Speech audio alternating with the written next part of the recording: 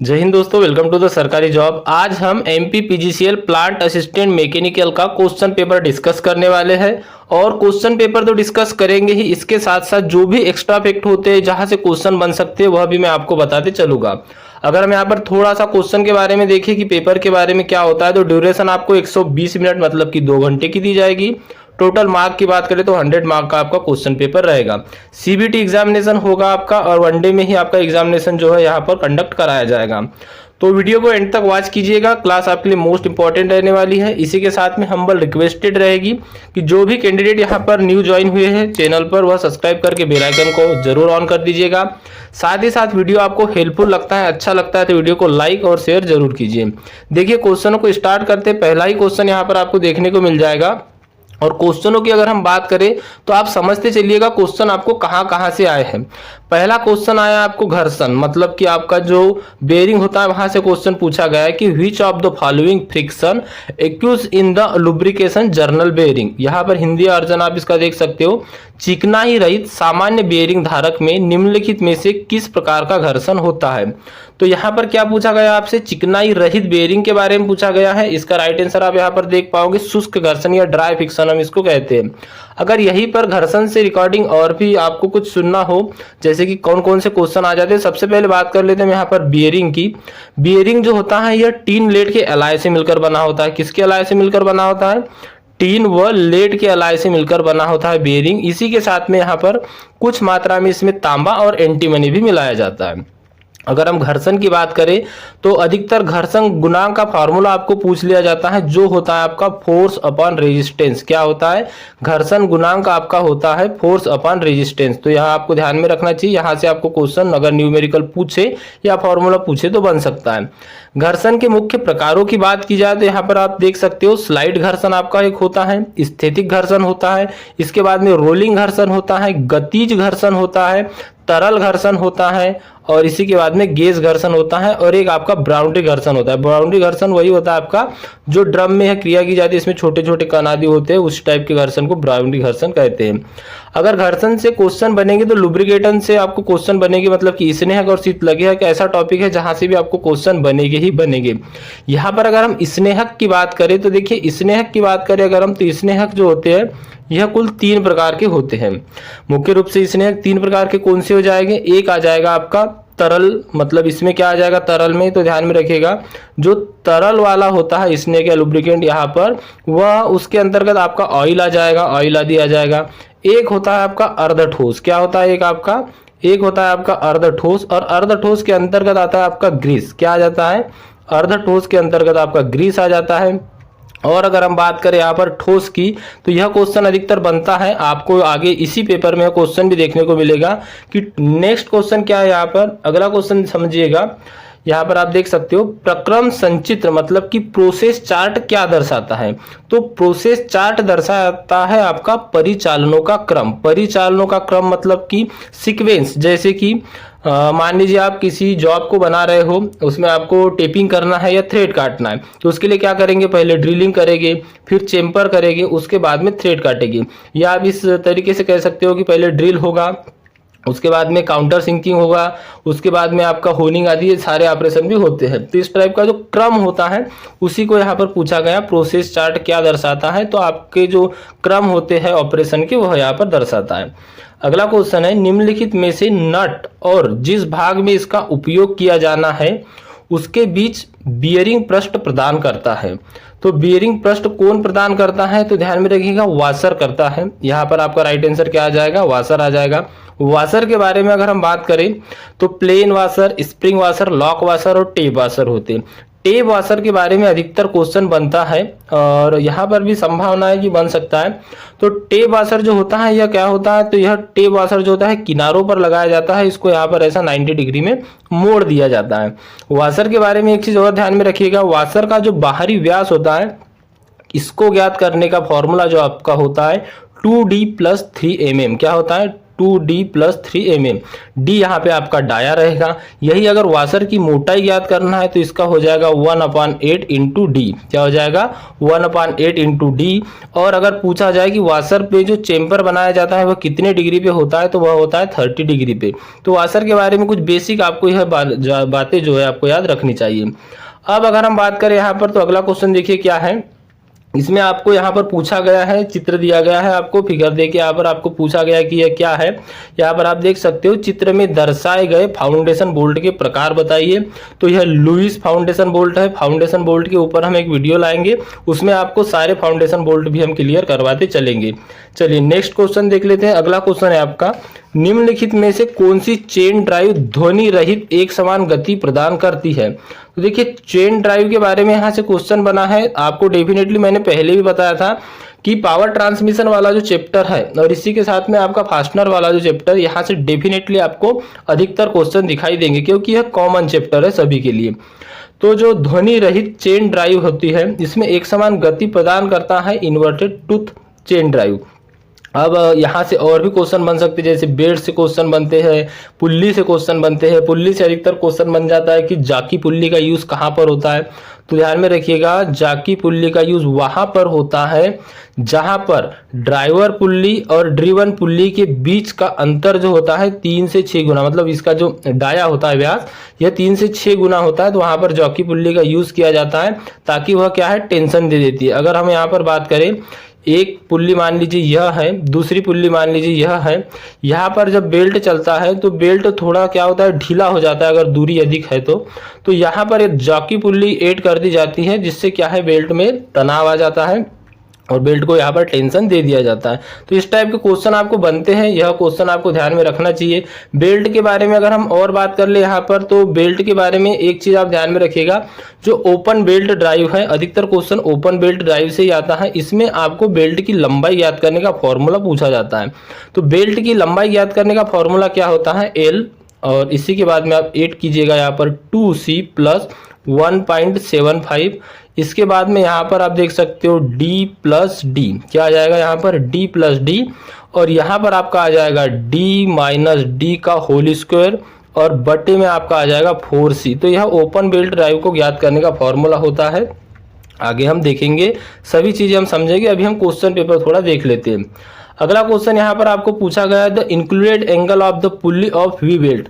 We belt का included angle कितना होता है इसके बारे में आपको पूछा गया है। यहाँ पर आप देख सकते हो क्वेश्चन आपका हिंदी इंग्लिश दोनों लैंग्वेज में देखने को मिलेगा आपको। वी बेल्ट के लिए किस गरारी के अंतर्गत कोण का मान होता है। तो इसका जो कोण होता है वी बेल्ट कुछ इस टाइप का रहेगा आपका, और यहाँ पर जो इसका इंक्लूडेड एंगल पूछा जाता है वह 30 डिग्री से 40 डिग्री तक होता है। कितना होता है 30 डिग्री से 40 डिग्री तक होता है। तो आपका जो करेक्ट आंसर है यह बी वाला आपका करेक्ट आंसर सही रहेगा। अगला क्वेश्चन देखिए। अगला क्वेश्चन यहाँ पर पूछा गया आपका, किसी टूथ की पिच सर्कल के नीचे त्रिज्या गहराई क्या कहलाती है। जो आपका गियर होता है वहां से क्वेश्चन लिया गया है। मैं आपको यहाँ पर फ्री हैंड थोड़ा सा बता देता हूँ, ध्यान से समझिएगा। अडेंडम और रिडेंडम इनको समझना है। तो यहाँ पर ये मान लीजिए आपके गरारी है या गियर है, यह इनके टूथ है। क्या है, यह इनके टूथ है। अब यहाँ पर एक सर्कल मान लीजिए आप यहाँ पर ऊपर से है, ये वाला आपका एक सर्कल है। इसके बाद में यहाँ पर आपकी पिच लाइन आ जाएगी जो कि एकदम बीच से सेंटर से होती हुई जाएगी, और नीचे आपकी यह तीसरी लाइन आ जाएगी गियर में। अब यहाँ पर हमसे क्या पूछा गया कि त्रिज्यीय गहराई पूछी गई है पिच सर्कल के नीचे, मतलब इस लाइन से इस लाइन तक ये वाली जो दूरी है यह कहलाती है आपकी डिडेंडम। वही अगर यह दूरी अगर हम देख ले गियर की तो यह कहलाती है अडेंडम। तो अडेंडम डिडेंडम यह कहाँ से क्वेश्चन बना, यह भी आपका पावर ट्रांसमिशन से ही बना है क्योंकि यह गियर के बारे में यहाँ पर पूछ रहा है। तो ध्यान में रखिएगा, अडेंडम और डिडेंडम आप यहाँ पर समझ गए होंगे। नेक्स्ट क्वेश्चन क्या है आपका, निम्नलिखित में से किस गियर का उपयोग असामान्य अपरिच्छेदित शाफ्टों में गति संचरित करने के लिए किया जाता है। तो वह किया जाता है आपका वर्म गियर का। वर्म गियर की अगर हम बात करें तो इसमें अप्रोक्सीमेटली आप यह कह सकते हो कि 90 डिग्री में यह जो है पावर को ट्रांसमिट कर सकता है, और लेथ मशीन में इसका यूज किया जाता है। तो यह बात आप ध्यान में रखिएगा, वर्म गियर से भी आपको क्वेश्चन बनते हैं और यह लेथ मशीन में यूज किया जाता है वर्म गियर। अगला क्वेश्चन देखिए, नेक्स्ट क्वेश्चन क्या है आपका, इसमें आपसे पूछा गया क्वेश्चन नंबर 9, समतल बेल्ट ड्राइव कि गरारी की कुछ रिम ऊपर लगाई जाती है, क्यों? तो यह क्यों ऊपर लगाई जाती है? ताकि बेल्ट गरारी से उतर न जाए और उसकी रोकथाम के लिए यह जो है लगाया जाता है। इसमें आपको क्रीपिंग, स्लीपिंग आदि समझना पड़ेगा, क्यों? क्योंकि यहाँ से क्वेश्चन बनते हैं। आगे जैसे जैसे आपकी क्लासेज आती जाएगी हम वह क्वेश्चन भी डिस्कस करते जाएंगे। दोस्तों, जिन्होंने भी अभी वीडियो को लाइक नहीं किया सभी लोग एक बार वीडियो को लाइक कर दीजिएगा। इसी के साथ साथ अगर आपने अभी तक चैनल को सब्सक्राइब नहीं किया तो चैनल को सब्सक्राइब जरूर कीजिएगा। यहाँ पर पाइप और पाइप फिटिंग से क्वेश्चन आया था। क्या आया था क्वेश्चन आपका? यहाँ पर आप देख सकते हो, Which of the following is to make branch right angle to main line in pipe fitting? जो पाइप फिटिंग होती है, क्वेश्चन देखिए आप हिंदी में, पाइप फिटिंग में मुख्य लाइन में समकोण बनाते हुए एक शाखा बनाने के लिए निम्नलिखित में से किसका उपयोग किया जाता है?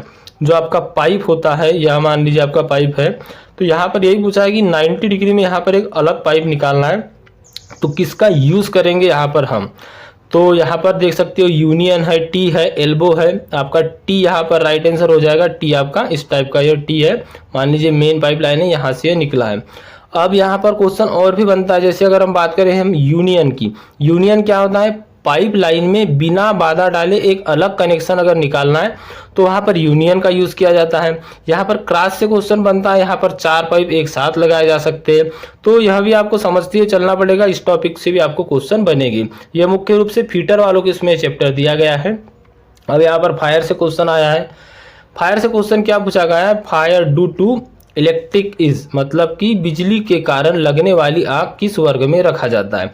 तो बिजली के कारण लगने वाली आग आती है आपके ऑप्शन नंबर डी करेक्ट हो जाएगा, क्लास डी फायर कहा जाता है। यहाँ क्वेश्चन का आंसर जो एमपी पीजीसीएल ने रॉन्ग दे दिया है, तो क्लास डी की फायर जो होती है आपकी बिजली से लगती है। अगर हम आग के बारे में बात करें तो यहाँ पर थोड़ा सा समझते चलिएगा। यहाँ पर 4 श्रेणियों में आपके फायर को बांटा गया है, ए, बी, सी और डी। ए वाली जो फायर होती है यह किससे लगती है? तो लकड़ी हो गया, कागज हो गया, इन चीज़ों से लगती है। और इसके लिए यूज़ क्या किया जाता है? अगर एक्सटिंग्विशर की बात करें तो यहाँ पर किया जाता है सोडा वाटर एक्सटिंग्विशर। कौन सा? ध्यान में रखिएगा, सोडा वाटर एक्सटिंग्विशर। वही अगर हम ऑयल, जो बी श्रेणी की आग होती है यह ऑयल आदि तरल पदार्थों से लगती है, इसमें फोम फायर एक्सटिंग्विशर का यूज किया जाता है। सी प्रकार की जो आग होती है गैस से लगती है और इसमें ड्राई पाउडर का यूज किया जाता है। अगर हम क्लास डी की बात करें तो यहाँ पर यह जो आग होती है बिजली से लगती है और बिजली की आग को बुझाने के लिए या तो हम सीटीसी फायर एक्सटिंग्विशर का यूज करेंगे, इसी का दूसरा नाम है यहाँ पर हेलन एक्सटिंग्विशर। क्या है? Helen extinguisher. यह क्वेश्चन कई बार एग्जामों में पूछा भी जा चुका है। चलिए यहाँ पर अगर हम बात करें, एक चीज याद रखिएगा, जो सोडा एसिड फायर एक्सटिंग्विशर होता है, कौन सा वाला? सोडा एसिड फायर एक्सटिंग्विशर जो होता है इस पे पीले हाथ का चिन्ह होता है, क्वेश्चन पूछा जा चुका है कई बार। और जो फोम फायर एक्सटिंग्विशर होता है इसमें भूरे हाथ का चिन्ह होता है। तो यह कुछ बातें थी फायर के बारे में, आप समझ चुके होंगे और याद भी आपको हो गया होगा। यहाँ पर मेल्टिंग पॉइंट पूछा गया है एल्यूमिनियम का, कि एल्यूमिनियम का गलनांक क्या होता है। देखिए आप कभी भी नोटिस कीजिएगा, आपको अगर पूछा जाएगा तो टंगस्टन का, टीन का, जस्ता का या एल्यूमिनियम का गलनांक पूछा जाता है। क्यों पूछा जाता है? क्यों? क्योंकि यह अलोह धातु है। तो यहाँ पर जो एल्यूमिनियम का गलनांक यहाँ पर दिया हुआ है कितना? 660 डिग्री अप्रोक्सीमेटली सेंटीग्रेड। अब अगर हम बात करें यहाँ पर तो आपको कौन कौन से गलनांक और याद रहना चाहिए। एक होता है आपका तांबा या कापर। कापर का गलनांक होता है आपका 1083 डिग्री सेंटीग्रेड। इसके बारे में अगर हम बात करें यहाँ पर शीशे की, तो जो आपका शीशा होता है इसका सोल्डर आदि बनाने में यूज किया जाता है, इसका होता है 328 डिग्री सेंटीग्रेड। यह कुछ बातें आपको ध्यान में रखना चाहिए। और इन्हीं 4-5 चीजें जो है, यह 4-5 जो धातु है यहाँ से आपके क्वेश्चन बनते हैं। चांदी की बात करें तो 960 डिग्री सेंटीग्रेड होता है। अगर हम यहाँ पर टीन की बात करें, टीन से क्वेश्चन बना है कई बार, आगे भी बनने की संभावना होती है, इसका होता है 232 डिग्री सेंटीग्रेड। और एक होता है आपका टंगस्टन। तो टंगस्टन के बारे में याद रखिएगा, टंगस्टन का जो गलनांक होता है वह होता है 3381 या 3380 डिग्री सेंटीग्रेड। और जस्ते की बात करें या जिंक की हम, तो जिंक का जो गलनांक होता है वह होता है आपका 420 डिग्री सेंटीग्रेड। तो यह कुछ अलोह धातुएं हैं जिनके गलनांक अधिकतर पूछे जाते हैं। अगर आप नोट डाउन कर रहे हो तो नोट डाउन कर लीजिएगा। दोस्तों मैं एक चीज़ आपको बताना चाहूँगा वीडियो में आगे बढ़ने से पहले, हमने आपके लिए प्रैक्टिस ई बुक बनाई है, आपका कंप्लीट कोर्स किया है उसमें, आप ये स्क्रीन पर देख पा रहे होगे। इसमें आपको क्या क्या मिलेगा, तो आपके ट्रेड थ्योरी के अप्रॉक्सीमेटली 1500 क्वेश्चन है और इसमें एग्जाम ओरिएंटेड सभी क्वेश्चनों को ऐड किया हुआ है ताकि आपको कहीं भी भटकना ना पड़े। अगर इंजन से क्वेश्चन बनते हैं तो भी आपको मिलेगी, वेल्डिंग से बनते हैं तो भी आपको मिलेगी। अगर हम बात करें लिमिट फिट टॉलरेंस होगा या फीटर टर्नर मशीनिस्ट के कोई भी चैप्टर जहां से एमपीपीजीसीएल क्वेश्चन पूछ सकता है, ऐसे क्वेश्चनों को इसमें इंक्लूड किया गया है। बोथ लैंग्वेज में मिलेगी, हिंदी और इंग्लिश में। यहाँ पर आप देख सकते हो इसी के साथ में 1000 आपको जीके क्वेश्चन मिलेंगे और मैथ्स और रीजनिंग के भी क्वेश्चन मिलेंगे। सारे यहाँ पर क्वेश्चन कवर अप किए गए। प्रैक्टिस ई बुक रहेगी और यह फर्स्ट 250 लोगों के लिए, हमने पहले भी कहा था इसके बारे में कि फर्स्ट 250 लोग जो भी होंगे इनको लेने वाले, उनके लिए प्राइस यहाँ पे 159 मतलब कि 159 रुपये रखा गया। पूरा 60% यहाँ पर ऑफ दिया हुआ है। लिंक आपको वीडियो को डिस्क्रिप्शन में मिल जाएगी। सभी क्वेश्चन इसमें जो रहेंगे वह एग्जाम ओरिएंटेड क्वेश्चन है, मोस्ट इंपॉर्टेंट रहने वाले आपके एमपीपीजीसीएल के एग्जाम के लिए, मैकेनिकल वालों के लिए। और इसकी लिंक आपको डिस्क्रिप्शन बॉक्स में मिल जाएगी। अगर आप और भी कोई इसके बारे में जानकारी चाहते हो तो आपको डिस्क्रिप्शन में लिंक के नीचे ही नंबर मिलेगा। यहाँ पर आप व्हाट्सएप पर भी देख पा रहे होगे। तो यह जो नंबर मिलेगा आपको, इस पर व्हाट्सएप पर मैसेज करना है, वहाँ पर भी आपको ये जानकारी मिल जाएगी। अगर एक बेहतरीन तरीके से आप तैयारी करना चाहते हो, अधिक से अधिक एमसीक्यू सॉल्व कीजिए। इसमें काफ़ी एमसीक्यू आपको मिल जाएंगे और सारे एग्जाम ओरिएंटेड एमसीक्यू ही मिलेंगे। काफ़ी हद तक आपकी यहाँ से हेल्प हो जाएगी। तो चलिए वीडियो में आगे बढ़ते हैं। अगला क्वेश्चन क्या है आपका, अगला क्वेश्चन आपको पूछा गया है और यह क्वेश्चन कहाँ से आया हुआ है, तो यह धातु संचारण एक टॉपिक होता है आपका, यहां से इस क्वेश्चन को लिया गया है। इसके बारे में हम देख लेते हैं। यहाँ पर जिंक पाउडर से भरे कंटेनर में लगे छोटे जटिल भागों को गर्म करने के बाद जस्ता चढ़ाने मतलब कि गैल्वेनाइजिंग के लिए उपयोग किए जाने वाली प्रक्रिया किस नाम से जानी जाती है। इसका राइट आंसर यहाँ पर दिया है सेराइडिंग। देखिए यहाँ से आपको क्वेश्चन कौन कौन से बन सकते हैं, तो ध्यान में रखिएगा। गैल्वेनाइजिंग से क्वेश्चन बन सकता है। गैल्वेनाइजिंग मतलब क्या होता है, तो गैल्वेनाइजिंग की जो प्रोसेस होती है इसमें जिंक की परत चढ़ाई जाती है। इलेक्ट्रोप्लेटिंग जो होती है, यह एक साथ कई धातुओं की प्लेटिंग करना, इसको ही इलेक्ट्रोप्लेटिंग कहते हैं। अगर मेटल स्प्रे की बात की जाए तो टूटे फूटे सॉफ्टों को सुधारने के लिए और इसी के साथ में रेजिस्टेंस बढ़ाने के लिए मेटल स्प्रे का प्रयोग किया जाता है। सेराइडिंग की बात करें तो अभी हमने क्या देखा यहाँ पर कि जिंक का लेपन करना है, जिंक की परत चढ़ाना, यहाँ पर सेराइडिंग हो जाएगा। इसी के बाद में क्लोराइजिंग की बात करें तो यहाँ पर क्लोराइजिंग मतलब होता है एल्यूमिनियम का लेपन करना और क्रोमाइजिंग मतलब होता है आपका क्रोमियम का लेपन करना। इतनी बातें आपको ध्यान में रखनी है। आगे हम जैसे ही क्लासेस लाएंगे आपके लिए, कल से आपकी क्लासेस भी स्टार्ट हो जाएगी, तो वहां पर हम इन सारी चीजों को डिटेल में डिस्कस करते हुए चलेंगे। अगला क्वेश्चन यहाँ पर पूछा गया आपको कि सूखी अथवा अन्य कपड़ों में लगी आग के लिए अग्निशमन के रूप में निम्नलिखित में से कौन सा पदार्थ उपयुक्त होता है। तो यहाँ पर आपसे क्या पूछा गया है, सूखे अथवा कपड़ों में लगी आग के लिए पूछा है, तो कौन सा पदार्थ उपयुक्त होता है। सूखे रसायन है, फोम है, सोडा अम्ल है और पानी है। तो यहाँ पर आपका सूखा रसायन आ जाएगा क्योंकि यहाँ पर सूती कपड़ों की बात की गई है। अगला क्वेश्चन देखिए। अगला क्वेश्चन आपको पूछा गया है, कठोर पृष्ठ प्राप्त करने के लिए कम कार्बन वाले इस्पात को कार्बन उत्प्रेरक की प्रक्रिया क्या कहलाती है। तो यह कहलाती है आपकी, क्या कहलाती है, ध्यान में रखिए। यहाँ पर जो हिंदी दिया है थोड़ा सा मिस्टेक दिया हुआ है। यहाँ पर आप देख सकते हो, the process of the induction carbon to low carbon steel to get the hard surface is called. तो यह होती है आपकी कार्बोराइजिंग। कार्बोराइजिंग क्या होता है, जो कार्बोराइजिंग की अगर हम बात करें तो लो जो आपका स्टील होता है, जैसे माइल्ड स्टील आदि या लो कार्बन स्टील आप कह सकते हो, इनके पार्टों के ऊपरी सतह पर, कौन सी सतह पर, इनके पार्टों के ऊपरी सतह पर कार्बन की मात्रा को बढ़ाना ही यहाँ पर आपका कार्बोराइजिंग कहलाता है। कार्बोराइजिंग की बात करें तो 3 प्रकार की होती है। एक होती है आपकी पैक कार्बोराइजिंग, इसमें कपड़ा, कोयले आदि का यूज किया जाता है, एक पेटी में भर के रखा जाता है, इसकी बाकायदा एक प्रोसेस होती है। एक होती है आपकी गैस कार्बोराइजिंग और एक होती है आपकी द्रव कार्बोराइजिंग। द्रव कार्बोराइजिंग में कुंड जो होता है इसका यूज किया जाता है। तो ध्यान में रखिएगा, कार्बोराइजिंग मुख्य रूप से 3 प्रकार की होती है और कार्बोराइजिंग से आपको क्वेश्चन बनेंगे। हीट ट्रीटमेंट से क्वेश्चन आपका लिया गया है। अगला क्वेश्चन देखिए, निम्नलिखित में से किस विधि को वायु समन या एयर क्विंचिंग भी कहा जाता है। यहाँ पर आप देख सकते हो हार्डनिंग है, टेम्परिंग है, एनीलिंग है और नॉर्मलाइजिंग है। तो एयर क्विंचिंग मतलब यहाँ पर आप देख सकते हो जो नॉर्मलाइजिंग होता है इसमें आपका एयर क्विंचिंग किया जाता है। नॉर्मलाइजिंग से भी आपको क्वेश्चन बना है। यह क्वेश्चन भी आपका कहाँ से बना है, तो यह क्वेश्चन भी आपका हीट ट्रीटमेंट से ही बना हुआ है। तो हीट ट्रीटमेंट आपके लिए इंपॉर्टेंट टॉपिक हो जाएगा एमपीपीजीसीएल के लिए। यहाँ पर अगला क्वेश्चन है, निम्नलिखित में से किसका उपयोग ज्वाइंट कनेक्शन को अलग करने के लिए किया जाता है, जिससे असेंबली को निरीक्षण, मरम्मत या प्रतिस्थापन पर के लिए खंडित करना संभव हो। यूनियन का किया जाता है, यहाँ पर ए आपका राइट आंसर एमपीपीजीसीएल ने दिया था। अगला क्वेश्चन है आपका, which general purpose in use to part of bicycle frame in the rims. तो यहाँ पर क्या पूछा गया है कि साइकिल की फ्रेम में कुछ हिस्से और रिम इत्यादि को जोड़ने के लिए किस प्रक्रिया का उपयोग किया जाता है। तो किस प्रक्रिया का किया जाता है, ब्रेजिंग प्रक्रिया का किया जाता है। ब्रेजिंग की बात करें तो क्या है, तो ब्रेजिंग प्रक्रिया जो होती है यह होती है 450 डिग्री सेंटीग्रेड से अधिक के टेम्परेचर पे। यही हम सोल्डरिंग की बात करें तो सोल्डरिंग की बात करें यहाँ पर हम, तो जो सॉफ्ट सोल्डरिंग होती है यहाँ से भी क्वेश्चन बनता है, तो यह होती है 450 डिग्री से कम के टेम्परेचर पे। और ब्रेजिंग कितना होता है, 450 डिग्री से अधिक के टेम्परेचर पे। वेल्डिंग के बारे में आप जानते होंगे। और रिवेटिंग जो होता है, रिवेटिंग मतलब कि रिवेट जो होता है यह भी कई प्रकार की होती है, रिवेटिंग भी कई प्रकार की होती है, रिवेट भी कई प्रकार का होता है। भारी कार्यों के लिए अलग रिवेट का यूज किया जाता है, मोटी प्लेट के साथ पतली प्लेट जोड़ना हो उसके लिए अलग रिवेट का यूज किया जाता है। तो रिवेटिंग यहाँ आपका फास्टनर के टॉपिक से क्वेश्चन लिया गया है, यह भी आपको देखना पड़ेगा, यहाँ से भी आपको क्वेश्चन बनते हैं। अगला क्वेश्चन है, निम्नलिखित में से कौन सा हार्ड सोल्डर का एक प्रकार नहीं है।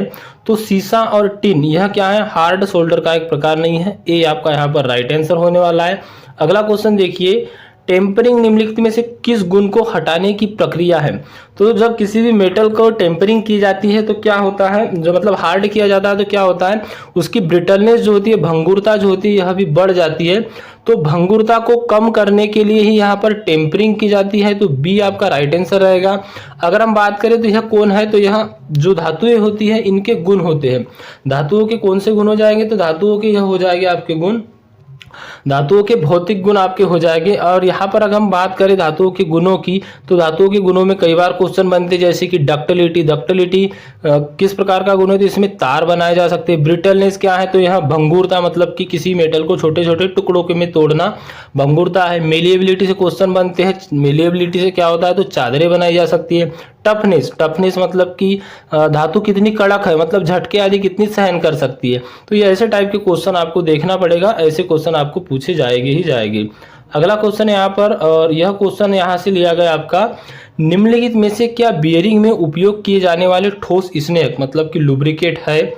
तो यहाँ पर ठोस स्नेहक हमने क्या देखा था, जो आपका ग्रेफाइट होता है यह ठोस स्नेहक होता है। हमने पहले भी इसको डिस्कस किया है। स्नेहक तीन प्रकार के आपके होते हैं, ठोस स्नेहक में आपका ग्रेफाइट आ जाता है। अगला क्वेश्चन है, फिटिंग के दौरान बियरिंग हाउसिंग की स्थिति में होनी चाहिए। तो बियरिंग अक्ष के समांतर और शाफ्ट के लंबवत होनी चाहिए। कैसी होनी चाहिए, अक्ष के समांतर और शाफ्ट के लंबवत होनी चाहिए। अगला क्वेश्चन देखिए, निम्नलिखित में से किस संश्लेषित पदार्थ का उपयोग बियरिंग मेटेलिक के रूप में किया जाता है। तो लेमिनेटेड फ्लोइक का किया जाता है। ए बिल्कुल यहाँ पर आपका राइट आंसर रहने वाला है। अगला क्वेश्चन देखिए, अगले क्वेश्चन में आपसे पूछा गया है कि 260 डिग्री के टेम्परेचर तापमान पर दृष्ट रील का रंग क्या होगा। तो यह होगा आपका रंभिक भूरा। अगर हम इसका इंग्लिश देखें तो यहाँ पर आप देख पाओगे इसका राइट आंसर क्या आ जाएगा, रेडिश ब्राउन। तो रेडिश ब्राउन जो होता है इसका रंग होगा। अब यहाँ पर अगला क्वेश्चन देखिए क्या पूछा गया है, कंपन एवं टार्क में कौन सा नट ढिलाई का अवरोध करता है। तो यह लॉक नट करता है। लॉक नट क्या होता है, यह नट के ही आकार का होता है, लेकिन इसकी चौड़ाई जो होती है कम होती है। और इसमें जो थ्रेड कट, यहाँ पर दो नट का यूज किया जाता है। पहले जो आपका नॉर्मल नट है वह लगाया जाता है, उसके बाद में इस नट को टाइट कर दिया जाता है। तो इससे क्या है, दोनों नट एक जगह लॉक हो जाते हैं। लॉक नट का इस अधिकतर शाफ्ट आदि पर किया जाता है। अगला क्वेश्चन है, इसमें आपसे पूछा गया है निम्नलिखित में से कौन सी प्रक्रिया सरफेस फिनिशिंग की प्रक्रिया है। ड्रिलिंग है, रिमिंग है, होनिंग है या लेपिंग है। तो डेफिनेटली लेपिंग जो है यह सरफेस फिनिश की प्रोसेस है। सरफेस फिनिश से भी आपको क्वेश्चन पूछ लिया गया है। अगला क्वेश्चन देखिए, निम्नलिखित में से कौन सी बियरिंग घर्षण का विरोध करती है। तो बॉल बियरिंग बिल्कुल घर्षण का विरोध करेगी कि यहाँ पर घर्षण कम होगा। तो बॉल भी देखिए, बियरिंग की बात करें तो दो प्रकार के होते हैं, friction bearing, anti friction bearing. और यह आपके पावर ट्रांसमिशन का सवाल है। मैंने आपको क्या बताया पहले भी कि पावर ट्रांसमिशन से कई क्वेश्चन आपको पूछे गए। तो पावर ट्रांसमिशन जो है आपके लिए इंपॉर्टेंट चैप्टर जो है रहने वाला है। नेक्स्ट क्वेश्चन देख लेते हैं। अगला क्वेश्चन क्या है आपका, अगले क्वेश्चन में आपको क्या पूछा गया है। नेक्स्ट क्वेश्चन आपका रहेगा question number 28, the contact angle of the partial journal with the bearing. यहाँ पर बेयरिंग का एंगल पूछा गया है कि बेयरिंग सतह किसी पार्शियल जर्नल का संपर्क कोण क्या होगा, तो 120 डिग्री होगा। यहाँ पर सी आपका जो है राइट आंसर रहने वाला है।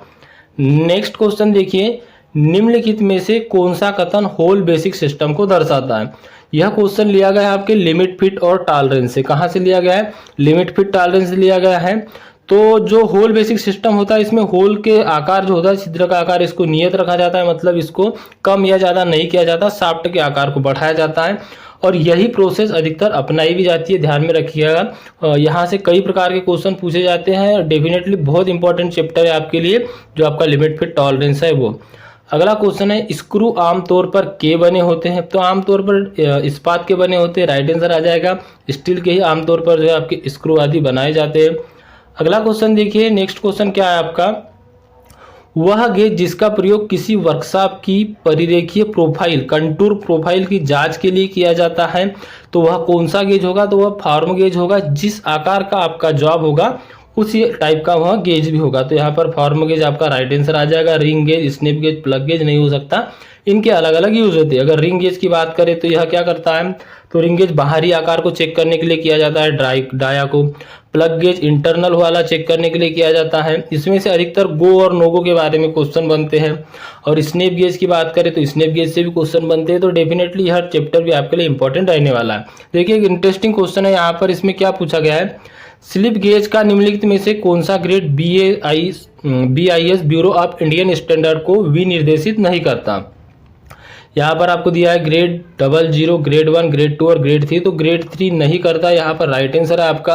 अगर हम स्लिप गेज की बात करें तो यहाँ पर जो होते हैं, एक होता है आपका 00, एक होता है 0, एक होता है आपका फर्स्ट और दूसरा सेकेंड। अगर 00 वाले की बात करें तो इसको रेफरेंस कहा जाता है, 0 वालों को कहा जाता है कैलिब्रेशन। जो फर्स्ट नंबर का होता है इसको इंस्पेक्शन करने के लिए, और जो लास्ट होता है आपका सेकेंड नंबर का, इसको वर्कशॉप के लिए। और यहाँ से क्वेश्चन डेफिनेटली आपको पूछे जाते हैं, इंपॉर्टेंट टॉपिक रहेगा यह भी आपके लिए। चलिए नेक्स्ट क्वेश्चन देख लेते हैं। अगला क्वेश्चन क्या है आपका, अगले क्वेश्चन में आपको पूछा गया है कि साइन बार की लंबाई होती है, तो साइन बार की लंबाई कैसे होती है। मान लीजिए आपका साइन बार है, यहाँ पर आपको मैं फ्री हैंड बना के बता रहा हूँ। यहाँ पर मान लीजिए आपका साइन बार है, यह आपका मान लीजिए साइन बार है, तो इसकी जो साइज लिया जाता है, इसकी जो लंबाई ली जाती है, कहाँ से ली जाती है, तो इस रोलर के सेंटर से इस रोलर के सेंटर तक जितनी दूरी होती है, यही साइन बार की लंबाई कहलाती है। तो साइन बार की लंबाई रोलर के केंद्रों के मध्य दूरी, यहाँ आपका राइट आंसर रहने वाला है। चलिए अगला क्वेश्चन देखिए। अगला क्वेश्चन क्या है आपका, फाइलों का निम्नलिखित में से कौन सा विशिष्ट प्रकार प्राथमिक तौर पर फिनिशिंग टूल के रूप में उपयोग किया जाता है, तो स्विस पैटर्न फाइल जो है, यह राइट आंसर आपका हो जाएगा यहाँ पर। तो यहाँ पर जो विभिन्न प्रकार की फाइलें होती है, यहाँ से आजकल क्वेश्चन ज़्यादा पूछे जा रहे हैं। अगला क्वेश्चन है, which of the following is a self centering chuck, निम्नलिखित में से कौन सा चक स्व केंद्रित होता है, तो थ्रीजा चक होता है, राइट आंसर रहेगा आपका सेकेंड नंबर का। अगला क्वेश्चन देखिए, नेक्स्ट क्वेश्चन क्या है आपका, which of the following mandrels is the best suit of the holding, यहाँ पर पूछा गया आपसे कि वेरिंग डायमीटर वर्कपीस, निम्नलिखित आकारों के व्यासों वाले वर्कपीस को होल्ड करने के लिए निम्नलिखित में से कौन सा मेंड्रल प्रयुक्त होता है।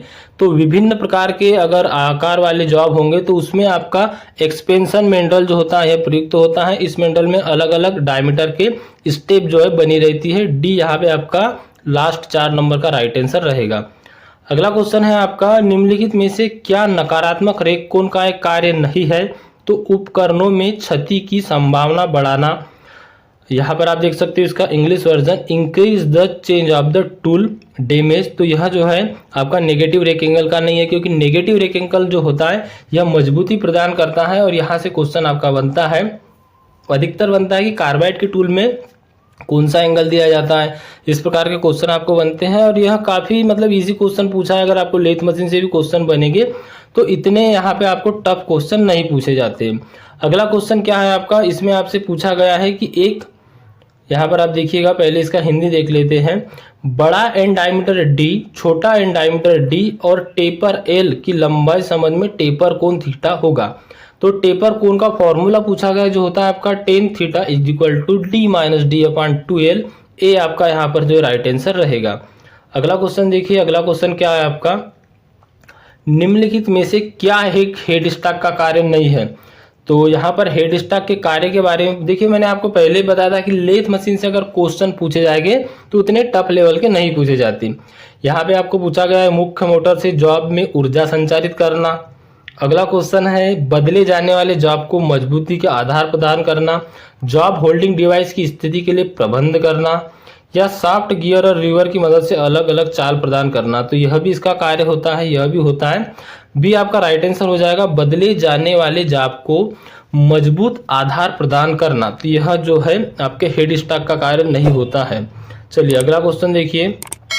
अगला क्वेश्चन है आपका छोटे व्यास और जटिल कोनों वाले छिद्रों की खुरच मतलब स्क्रैपिंग के लिए किस प्रकार के स्क्रोपर का यूज किया जाता है।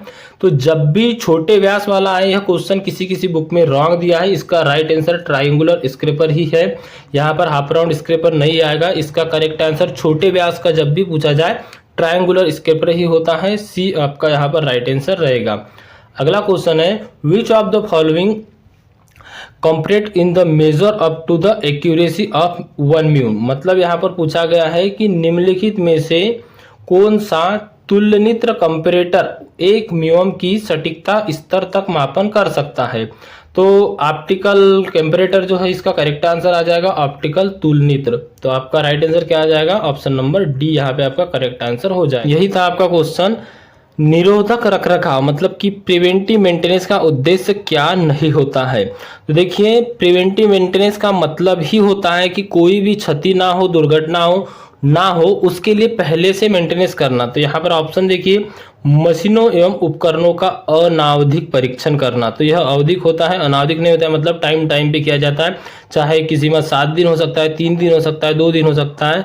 इसके बाद में अगला है मशीनों एवं उपकरणों को चिकनाना, यह भी नहीं होगा। मशीन एवं उपकरणों की सर्विसिंग और पूरी जांच और मरम्मत करना, यह भी होता है प्रिवेंटिव मेंटेनेंस। मशीन एवं उपकरणों का मूल अभिलेखन मतलब कि बेसिक रिकॉर्ड बनाना, यह भी होता है। तो फर्स्ट वाला आपका अनआवधिक कहा गया है। यहाँ पर आप इसका इंग्लिश देख सकते हो। नॉन पीरियोडिक कहा गया है, मतलब इसका कोई फिक्स टाइमिंग नहीं। तो यह गलत हो जाएगा, रॉन्ग हो जाएगा। यही इसका करेक्ट आंसर है क्योंकि हमको नहीं यहाँ पर पूछा गया है।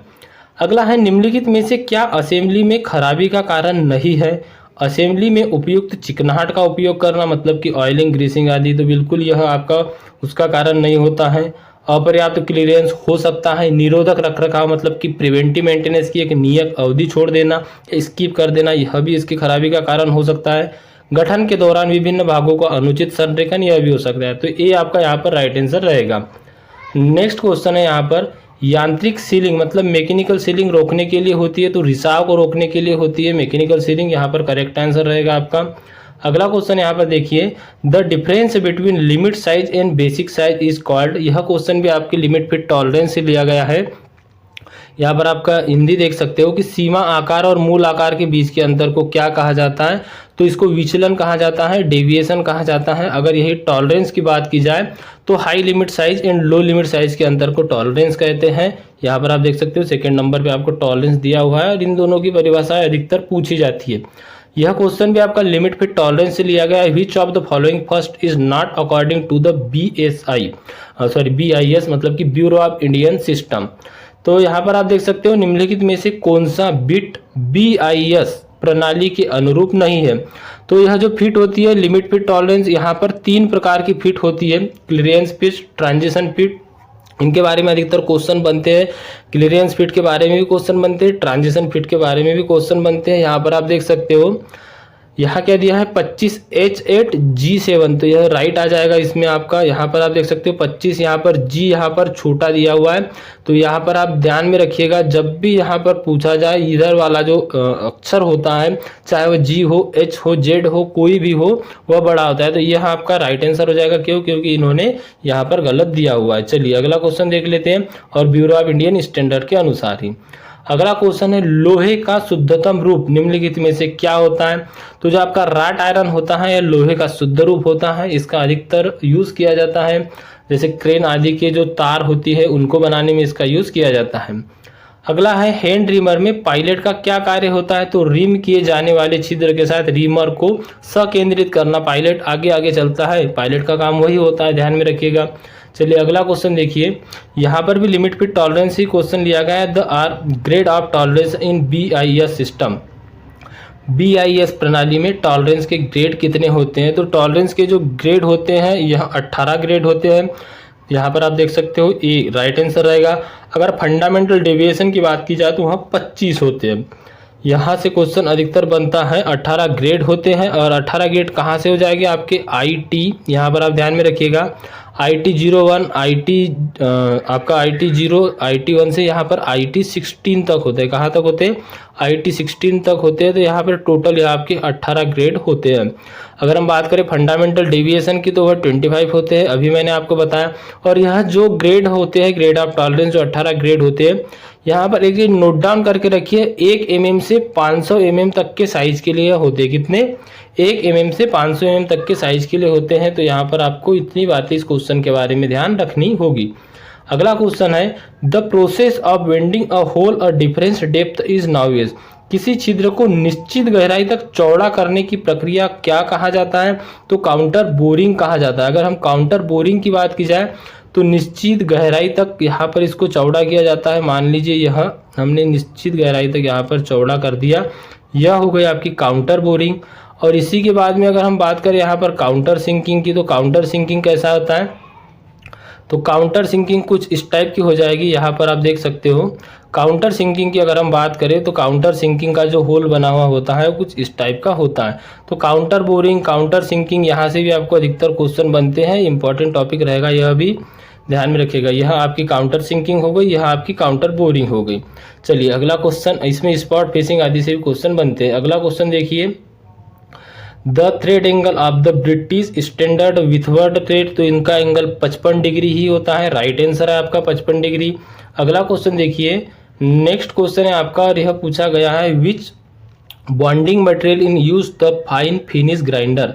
उत्कृष्ट फिनिश ग्राइंडर के किस अनुबंध पदार्थ में बॉन्डिंग मटेरियल का उपयोग किया जाता है? तो इसमें किया जाता है शेलक बॉन्ड का। यहाँ पर आप देख सकते हो सेकेंड नंबर पे यहाँ पर इसका राइट आंसर हो जाएगा। अगर हम बात करें विट्रीफाइड बॉन्ड की, तो विट्रीफाइड बॉन्ड का अधिकतर यूज क्यों किया जाता है? तो यह गीली और सूखी अवस्था में भी यूज किया जा सकता है, इसीलिए विट्रीफाइड बॉन्ड का अधिकतर यूज किया जाता है। यह क्वेश्चन आपको बनता है, अगर डीप में पूछे एग्जामिनर तो यहाँ से क्वेश्चन बनता है। फीलर गेज का अन्य नाम क्या है? यहाँ पर आप देख सकते हो the other name of feeler gauge. तो फीलर गेज का अन्य नाम है थिकनेस गेज। कहीं कहीं पे आपको क्लियरेंस गेज भी लिखा हुआ मिलेगा, लेकिन वो रॉन्ग हो जाएगा। थिकनेस गेज ही है फीलर गेज का दूसरा नाम। अगला क्वेश्चन देखिए, which of the following is a precision grinder. निम्नलिखित में से क्या एक प्रिसीजन ग्राइंडर है? Portable grinder, swim fresh grinder, abrasive belt grinder या सरफेस ग्राइंडर। तो बिल्कुल सरफेस ग्राइंडर जो है यह एक प्रिसीजन ग्राइंडर है, इसको ले जाया भी जा सकता है। तो यहाँ पर आपका जो करेक्ट आंसर रहेगा ऑप्शन नंबर डी, यहाँ पे आपका करेक्ट आंसर रहेगा। नेक्स्ट है, which of the following tools in use gain holes be riveted. कि निम्नलिखित में से किस उपकरण का उपयोग रिवेट किए जाने वाले छिद्रों के संरेखन के लिए किया जाता है? तो यहाँ पर डॉली, रिवेट सेट, स्नेप और ड्रिफ्ट। यह क्वेश्चन भी आपका फास्टनर से दिया गया है। ड्रिफ्ट इसमें आपका एमपीपीजीसीएल राइट आंसर दिया था, ध्यान में रखिएगा। अगला क्वेश्चन है, which of the following is function welding process. तो यहाँ पर क्या पूछा है, निम्नलिखित में से कौन सी प्रक्रिया फ्यूजन वेल्डिंग की प्रक्रिया है? तो थर्मिट वेल्डिंग यहाँ पर राइट आंसर हो जाएगा, ऑप्शन नंबर ए आपका यहाँ पर करेक्ट आंसर हो जाएगा। अगला क्वेश्चन देखिए, the cutting angle of the purpose of drill is. Drill के लिए कटिंग एंगल कितना होता है? तो सामान्य तौर पर ड्रिल का कटिंग एंगल आपका 118 डिग्री ही होता है। अगर सॉफ्ट धातुओं में ड्रिलिंग की जाए तो वह कम होता है, अगर हार्ड धातुओं में ड्रिलिंग की जाए तो वह अधिक होता है। यहाँ पर जो आपका ड्रिल का एंगल होता है, कटिंग एंगल, सॉफ्ट धातुओं के लिए 118 डिग्री से कम और हार्ड धातुओं के लिए 118 डिग्री से अधिक यहाँ पर किया जाता है। यह आ जाएगा आपका एस, एन और एच, सॉफ्ट, नॉर्मल और हार्ड। ध्यान रखिएगा, यहाँ से क्वेश्चन अधिकतर बनते हैं। इसके हेलिक्स एंगल से भी क्वेश्चन बनते हैं। अगर हम बात करें यहाँ पर ड्रिल के बारे में ही, तो ड्रिल के बारे में कई टाइप के क्वेश्चन आपको पूछे जा सकते हैं। जैसे कि एक क्वेश्चन बनता है आपका कि लेटर साइज ड्रिल कहाँ से होते हैं? तो यह होते हैं ए से जेड तक। और नंबर साइज ड्रिल कहाँ से होती है? तो यह होती है आपके 1 से 80 तक। जो लेटर साइज ड्रिल होता है इसमें जो ए वाला साइज होता है यह छोटा होता है, जेड वाला साइज जो है बड़ा होता है। अगर हम जेड वाले साइज की बात करें तो 10, यहाँ पर आप ध्यान में रखिएगा 490 mm तक होता है। और यही हम नंबर साइज वाले की बात करें तो 1 नंबर वाला जो ड्रिल होता है ये बड़ा होता है, 80 नंबर वाला छोटा होता है।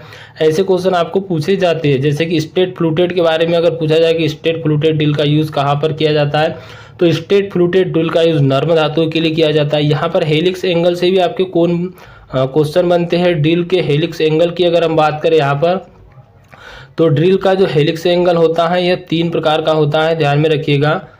वैसे तो हेलिक्स एंगल की अगर हम बात की जाए तो 27.5 डिग्री होता है। कितना होता है? 27.5 डिग्री। 27 सही 1/2 कर दीजिए, 27.5 कर दीजिए। लेकिन हार्ड मेटल के लिए जो ड्रिल का हेलिक्स एंगल होता है यह होता है 10 से 13 डिग्री तक। उसके बाद में नॉर्मल के लिए होता है 18 से 30 डिग्री तक, यही आपका 27.5 आ जाएगा। और सॉफ्ट के लिए यह होता है 35 से 40 डिग्री तक। कितना होता है? 35 से 40 डिग्री तक। यहाँ पर अधिकतर यह क्वेश्चन पूछे जाते हैं। इससे रिलेटेड ही क्वेश्चन आपका पूछा जाता है मोर्स टेपर के बारे में।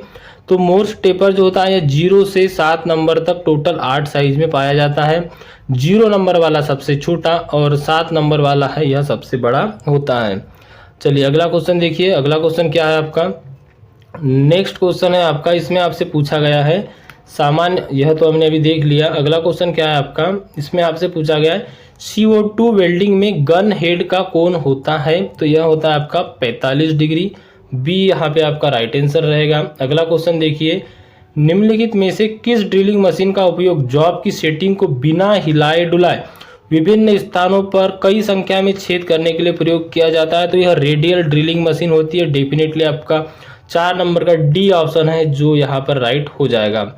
अगला क्वेश्चन देखिए, which of the following seams joint in the now edge pended down joint? यहाँ पर क्या पूछा गया है? निम्नलिखित में से किस संधि जोड़ सीम जॉइंट को पेन डाउन जॉइंट के रूप में भी जाना जाता है? तो सिंगल सीम जॉइंट को जाना जाता है। यहाँ पर आपका जो है एकल सीम जॉइंट, यहाँ पर आपका राइट आंसर हो जाएगा। अगला क्वेश्चन देखिए, नेक्स्ट क्वेश्चन है आपका, which of the following is example in non corrosive flix metal? निम्नलिखित में से क्या एक गैर संक्षारक नॉन कोरोजिव प्रवाही सामग्री का एक उदाहरण है? तो ऑयल, यहाँ पर ओलिव ऑयल जो है आपका जैतून का तेल राइट आंसर हो जाएगा। ऑप्शन नंबर डी यहाँ पे आपका करेक्ट आंसर हो जाएगा। चलिए नेक्स्ट क्वेश्चन देखिए। अगला क्वेश्चन क्या है आपका, the size of wing compose range from, मतलब यहाँ पर विंग कंपास के बारे में पूछा गया है कि विंग कंपास, यहाँ पर आप देख सकते हो हिंदी में विंग कंपास के आकार का परास क्या होता है? तो इसका परास 50 mm से 200 mm। ए यहाँ पे आपका राइट आंसर था। चलिए अगला क्वेश्चन देखिए। अगला क्वेश्चन है आपके, what is the range of heating temperature for annealing process in steel in the percentage of the carbon range from 0.3 to 0.57? यहाँ पर आपसे पूछा गया है टेम्परिंग के बारे में क्वेश्चन की कार्बन की प्रतिशतता परास 0.3 से 0.5 के मध्य होने पर इस्पात को एनीलिंग करना है। तो प्रक्रिया के लिए तापमान की परास क्या होनी चाहिए? तो जब कार्बन की मात्रा यहाँ पर कम है तो 815 डिग्री से 840 डिग्री होना चाहिए। राइट आंसर रहेगा आपका अकॉर्डिंग टू क्वेश्चन। अगला क्वेश्चन है, चिन्हित करने की प्रक्रिया मार्किंग ऑपरेशन के दौरान निम्नलिखित में से किस एंगल प्लेट को किसी भी दिशा में घुमाया जा सकता है? तो यहाँ पर बॉक्स टाइप एंगल प्लेट को घुमाया जा सकता है। तो आपका राइट आंसर जो रहेगा वो क्या रहेगा? ऑप्शन नंबर आपका 3 जो बॉक्स एंगल प्लेट है राइट आंसर रहेगा। अगला क्वेश्चन देखिए। नेक्स्ट क्वेश्चन क्या है आपका? नेक्स्ट क्वेश्चन में आपसे पूछा गया है निम्नलिखित में से क्या हर्मोफ्रोडाइट कैलिपर्स का एक अनुप्रयोग नहीं है? जो आपका ऑडलेग कैलिपर्स होता है इसी का नाम आपका हर्मोफ्रोडाइट कैलिपर्स है। वृत्त या चाप बनाना इसका काम नहीं है। किनारों से समानांतर लाइनें खींचना है, किसी राउंड बार का केंद्र निकालना भी है और घुमावदार किनारों पर रेखा बनाना भी है, लेकिन वृत्त या चाप इसके द्वारा नहीं बनाए जा सकते। तो यहाँ पर आपका जो है 4 नंबर का डी राइट आंसर रहेगा। अगला क्वेश्चन है, किसी डायल परीक्षण संकेतक टेस्ट इंडिकेटर का सिद्धांत किस पर आधारित होता है? तो यह रेक और पिनियन पर आधारित होता है। बिल्कुल आपका जो है यहाँ पे राइट आंसर रहेगा। अगला क्वेश्चन देखिए। नेक्स्ट क्वेश्चन आपका क्या है, the part name of the metric micrometer which carries 0.01 mm graduation. यहाँ पर पूछा गया कि जो 0.01 mm की ग्रेजुएशन होती है वह कहाँ बनी होती है? तो वह थिम्बल पर बनी होती है। अगर यहाँ पर पूछा जाए, यहाँ पर आपका जो एनविल पर जो जो स्पिंडल पर बनी होती है आपकी जो स्लीव पर, वह होती है आपकी 0.5 की, मतलब कि आधा mm की। तो यहाँ पर थिम्बल आपका राइट आंसर आ जाएगा। हिंदी में देखिएगा, यही इसका टॉलरेंस भी होता है मीट्रिक माइक्रोमीटर का। मीट्रिक माइक्रोमीटर का वह भाग जिसमें 0.01 mm की क्रमिक वृद्धि होती है, तो यह थिम्बल के द्वारा होती है। थिम्बल को घुमाने पर 0.01 बढ़ता है एक बार में। चलिए अगला क्वेश्चन देखिए। नेक्स्ट क्वेश्चन क्या है आपका, यहाँ पर पूछा गया है आपसे कि निम्नलिखित में से कौन सा वी ब्लॉक को सही निर्दिष्ट करता है। तो 50/5 इक्वल 40 IAS 2948 यहाँ पर आपका करेक्ट आंसर रहेगा। यह क्वेश्चन आपको ACN की बुक में देखने को मिल जाएगा, ऐसे क्वेश्चन वहाँ पर दिए गए हैं। चलिए अगला क्वेश्चन देखिए। निम्नलिखित में से कौन सी फाइल नम्य पदार्थ जैसे लकड़ी चमड़े की फाइलिंग के लिए उपयोग की जाती है। तो डेफिनेटली रास्पकट फाइल राइट आंसर आ जाएगा। रास्पकट फाइल की अगर हम बात करें तो यह ट्रायंगुलर शेप में ही पाई जाती है और इसमें अलग अलग आपके जो टीथ है वह कटे होते हैं। टीथ की बात करें तो त्रिभुजाकार टाइप के यहाँ पर टीथ इसके होते हैं। यहाँ पर अगला क्वेश्चन है, घायल व्यक्ति के रक्तस्राव को रोकने के लिए आप निम्नलिखित में से किस प्रक्रिया का पालन करेंगे। यहाँ पर ऑप्शन दिए कृत्रिम शोषण, प्रेशर पॉइंट पर दबाव डालना, ऑटोमाइल लगाना या पट्टी बांधना। तो प्रेशर पॉइंट पर दबाव डालना राइट आंसर हो जाएगा अगर किसी का खून निकल रहा है तो। यहाँ पर देखिए आपको चित्र दिखाया गया है और यह पूछा गया है कि चित्र को ध्यान से देखें और दर्शाए गए चेतावनी चिन्ह की पहचान करें। तो ऐसा जब भी आपको चित्र दिखाई देगा यह क्या होगा, तो यह विद्युत का खतरा 3 नंबर का आपका राइट आंसर आ जाएगा। यहाँ पर आग आदि का भी दिया जा सकता है और कई बार स्पार्किंग आदि का भी दिया रहता है। अगला क्वेश्चन है, अग्रभाग कटिंग एज के पीछे का वह पृष्ठ जो हेक्सा ब्लेड के मूल त्रिज्या तक विस्तृत होता है किस नाम से जाना जाता है। फ्लैंक है, फेस है, गलगेट है, साइड है। तो फ्लैंक आपका यहाँ पर राइट आंसर हो जाएगा। अगला क्वेश्चन फिर आपको धातुओं से पूछा गया है कि किसी धातु का वह गुण जिसके आधार पर उसे पतले तार के रूप में परिवर्तित किया जा सकता है। तो हमने अभी यह क्वेश्चन देखा था, क्या है इसका राइट आंसर, डक्टिलिटी या प्रवणता यहाँ पर दिया हुआ है तो डक्टिलिटी इसका राइट आंसर हो जाएगा। डक्टिलिटी का मतलब ही समझ लीजिए कि आपके इससे तार बनाए जा सकते हैं। अगर डक्टिलिटी का गुण किसी मेटल में हो तो उसके तार बनाए जा सकते हैं। यहाँ पर रेक फाउंडेशन बोल्ट है। क्वेश्चन में पूछा गया है, observe the give picture and name of the type of bolt. तो बिल्कुल यहाँ पर रेक फाउंडेशन बोल्ट आपका राइट आंसर आ जाएगा। क्या पूछा गया है हिंदी भी देख लीजिए, चित्र को ध्यान से देखें और बोल्ट का प्रकार का नाम बताए। तो रेक फाउंडेशन बोल्ट यहाँ पर आपका करेक्ट आंसर हो जाएगा। नेक्स्ट क्वेश्चन है आपका, इसमें आपसे क्या पूछा गया है, सॉफ्ट के उस हिस्से को क्या कहा जाता है जो बेरिंग के अंदर होता है। तो उसे कहा जाता है जर्नल। अगर हम बात करें यहाँ पर आपका यह मान लीजिए बेरिंग है, यहाँ पर आप इसके बॉल केज में जो इसके बॉल लगे होते हैं वह मान लीजिए, इसके बाद में इसका एक ऊपरी परत जो होता है। तो यहाँ पर जो इस भाग की बात की जाइए इसी को कहते हैं जर्नल। तो यहाँ पर आपका करेक्ट आंसर हो जाएगा ऑप्शन नंबर 4 और यही से आपकी सॉफ्ट भी लगी होती है। चलिए तो यहाँ आपके टेक्निकल क्वेश्चन कंप्लीट हो गए। अगली क्लास में हम इसका जो नॉन टेक के क्वेश्चन थे उनको भी यहाँ पर हम सॉल्व करेंगे और आपको कंटिन्यूसली क्लासेस भी देखने को मिलेगी।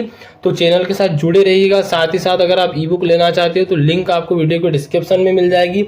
अप्रॉक्सीमेटली आपके लगभग 2 महीने बाद आपके एग्जाम हो जाएंगे, तब तक आप अपनी तैयारी को बेहतरीन कीजिए।